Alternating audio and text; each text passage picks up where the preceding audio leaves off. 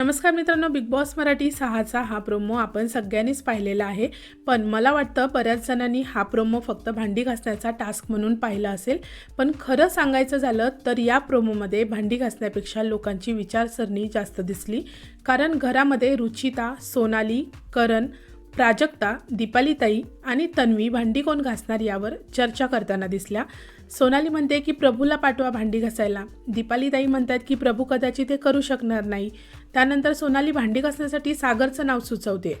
तेवढ्यात रुचिता म्हणते की प्रभू गावाकडचा आहे, तो घासेल भांडी. त्यानंतर करणचं म्हणणं आहे की हे ताकदीचं काम आहे, तो त्याच्यामध्ये जाऊन सुद्धा बसेल. तर रुचिता बोलते मी उचलायला नाही, घासायला बोलते. या प्रोमोमधून एक वेगळीच गोष्ट समोर येते. घरामध्ये काम कोणाला द्यायचं ठरवताना फक्त ते काम पाहिलं जातंय की त्यामागचा माणूसही पाहिला जातोय. कधीकधी चर्चा करताना शब्द सहज निघून जातात, पण त्यातून प्रत्येकाची विचार करण्याची पद्धत नकळतच समोर येत असते. बिग बॉसच्या घरात काम हे फक्त काम नसतं, तर ते जबाबदारी, समज आणि एकमेकांबद्दलची संवेदनशीलता दाखवतं. या टास्कच्या निमित्ताने कोण काय बोलले यापेक्षा कोण काय विचार करतं हे जास्त दिसलं. आणि प्रभू शेळकेबद्दल बोलायचं तर तो स्वतःच्या वागण्यातून किंवा कामातून तो काय करू शकतो हे पुढे पाहणं आता इंटरेस्टिंग असणार आहे.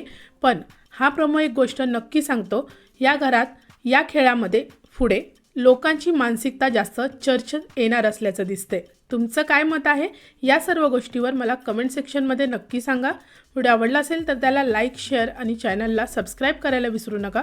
भेटूया परत अशाच एका नवीन व्हिडिओमध्ये. जय हिंद, जय महाराष्ट्र.